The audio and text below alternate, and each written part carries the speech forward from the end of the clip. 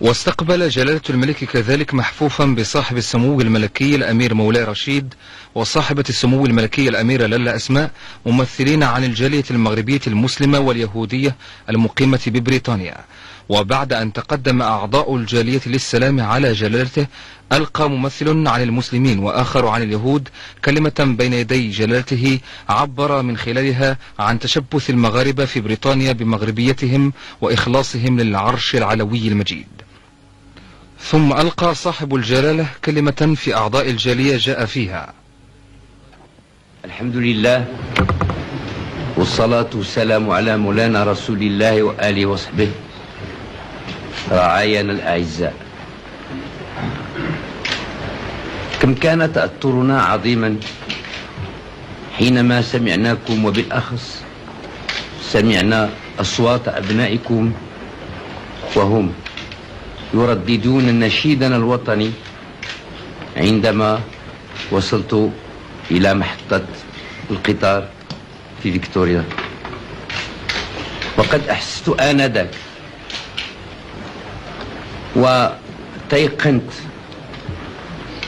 أن المغربية ولله الحمد أينما كان وأينما وجد أن المغربية هو عزيز ومفتخر ومتشبت بمغربيته وبأن يحسب على وطننا العزيز. إنكم وأنتم تمثلون الجالية المغربية الموجودة في إنجلترا، إنكم بمثابة سفراء لبلدكم، وإنكم تمثلون المغرب بأسره وبأجمعه. فعليكم أن تتحلوا بالأخلاق الحسنة والمواطنة الطيبة، وأن تحترموا قوانين هذا البلد، وأن تكونوا دائما في معزل عن المشاكل الداخلية أو السياسية لإنجلترا التي فتحت لكم ذراعها والتي تؤويكم وتسمح لكم بالمقام بين ظهرانيها. إن سفرنا ولله الحمد كان سفرا ناجحا، وإننا لنشكر الله سبحانه وتعالى على أن فتح أمامنا جميع الأبواب كيفما كانت مستوياتها، وعلى الأخص حيث امكننا من توطيد العلاقات الطيبة وعلاقات الصداقة وعلاقات الود والمحبة التي تربطنا بالأخص بجلالة الملكة إليزابيث الثانية. وقد لاقينا عند جلالتها ولدى حكومتها ولدى الشعب الإنجليزي الحرارة وتحمس لا يقل عن حرارتنا وعن تحمسنا، تحمسا لأن نجعل العلاقات المغربية الإنجليزية قوية أكثر من ذي قبل.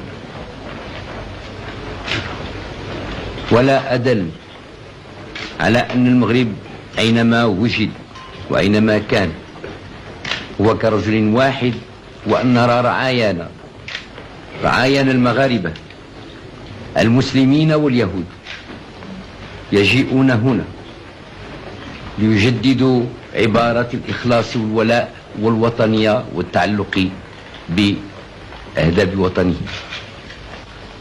وإني لأرجو من رئيس الجالية اليهودية المغربية الموجودة بإنجلترا وأعضاء الوفد المرافقين له هنا أن يبلغ كذلك رعايانا اليهود الموجودين بإنجلترا، أن يبلغهم محبتنا وودادنا